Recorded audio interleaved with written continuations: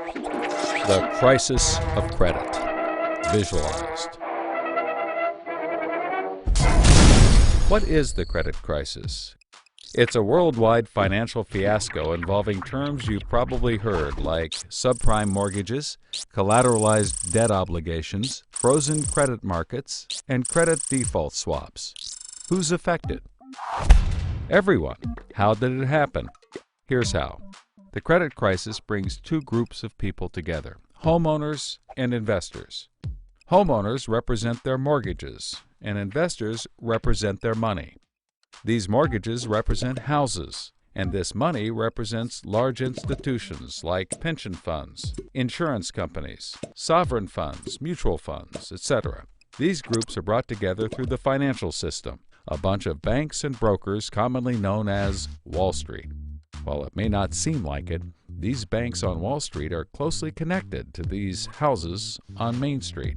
To understand how, let's start at the beginning.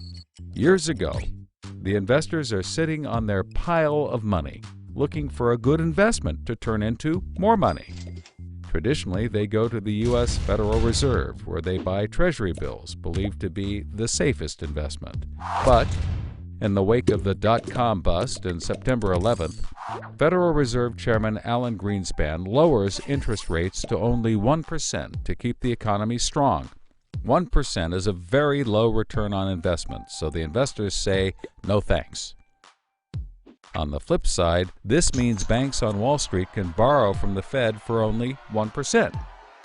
Add to that general surpluses from Japan, China, and the Middle East, and there's an abundance of cheap credit. This makes borrowing money easy for banks and causes them to go crazy with leverage. Leverage is borrowing money to amplify the outcome of a deal. Here's how it works. In a normal deal, someone with $10,000 buys a box for $10,000. He then sells it to someone else for $11,000. For a $1,000 profit, a good deal. But using leverage, someone with $10,000 would go borrow $990,000 more dollars, giving him $1 million in hand. Then he goes and buys 100 boxes with his $1 million and sells them to someone else for $1,100,000. Then he pays back his $990,000 plus $10,000 in interest. And after his initial $10,000, he's left with a $90,000 profit versus the other guy's $1,000. Leverage turns good deals into great deals. This is a major way banks make their money. So Wall Street takes out a ton of credit, makes great deals, and grows tremendously rich, and then pays it back. The investors see this and want a piece of the action, and this gives Wall Street an idea. They can connect the investors to the homeowners through mortgages. Here's how it works. A family wants a house, so they save for a down payment and contact a mortgage broker. The mortgage broker connects the family to a lender who gives them a mortgage. The broker makes a nice commission. The family buys a house and becomes homeowners. This is great for them because housing prices have been rising practically forever. Everything works out nicely. One day, the lender gets a call from an investment banker who wants to buy the mortgage. The lender sells it to him for a very nice fee. The investment banker then borrows millions of dollars and buys thousands more mortgages and puts them into a nice little box. This means that every month he gets the payments from the homeowners of all the mortgages in the box. Then he sicks his banker wizards on it to work their financial magic, which is basically cutting it into 3 slices: safe, okay, and risky.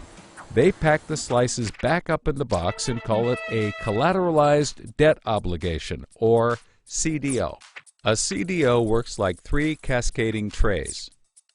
As money comes in, the top tray fills first, then spills over into the middle, and whatever is left into the bottom. The money comes from homeowners paying off their mortgages. If some owners don't pay and default on their mortgage, less money comes in and the bottom tray may not get filled. This makes the bottom tray riskier and the top tray safer. To compensate for the higher risk, the bottom tray receives a higher rate of return, while the top receives a lower, but still nice return. To make the top even safer, banks will insure it for a small fee called a credit default swap. The banks do all of this work so that credit rating agencies will stamp the top slice as a safe, AAA rated investment, the highest, safest rating there is. The OK slice is BBB, still pretty good, and they don't bother to rate the risky slice. Because of the AAA rating, the investment banker can sell the safe slice to the investors who only want safe investments. He sells the OK slice to other bankers, and the risky slices to hedge funds and other risk takers. The investment banker makes millions. He then repays his loans. Finally, the investors have found a good investment for their money, much better than the 1% Treasury bills. They're so pleased they want more CDO slices. So the investment banker calls up the lender, wanting more mortgages. The lender calls up the broker for more homeowners, but the broker can't find anyone. Everyone that qualifies for a mortgage already has one, but they have an idea.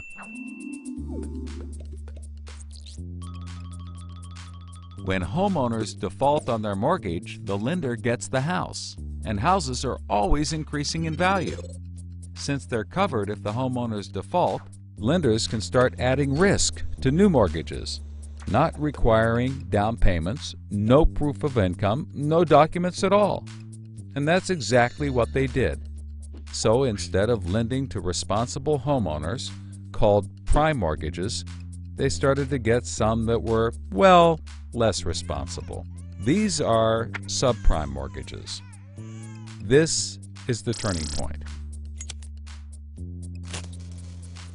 So, just like always, the mortgage broker connects the family with a lender and a mortgage, making his commission. The family buys a big house.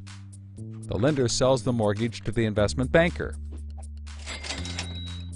who turns it into a CDO and sells slices to the investors and others. This actually works out nicely for everyone and makes them all rich. No one was worried because as soon as they sold the mortgage to the next guy, it was his problem. If the homeowners were to default, they didn't care. They were selling off their risk to the next guy and making millions, like playing hot potato with a time bomb. Not surprisingly, the homeowners default on their mortgage, which at this moment is owned by the banker. This means he forecloses and one of his monthly payments turns into a house. No big deal. He puts it up for sale.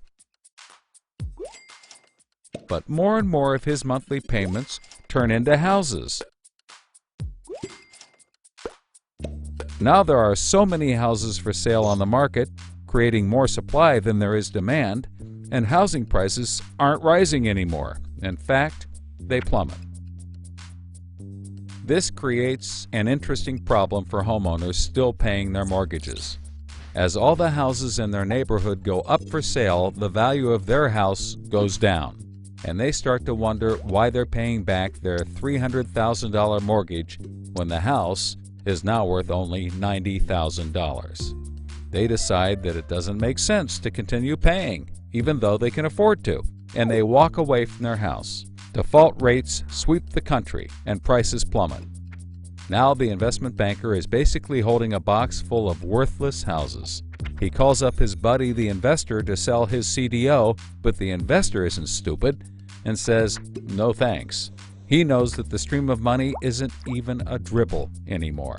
The banker tries to sell to everyone, but nobody wants to buy his bomb. He's freaking out because he borrowed millions, sometimes billions of dollars to buy this bomb, and he can't pay it back. Whatever he tries, he can't get rid of it. But he's not the only one. The investors have already bought thousands of these bombs. The lender calls up trying to sell his mortgage, but the banker won't buy it, and the broker is out of work. The whole financial system is frozen, and things get dark.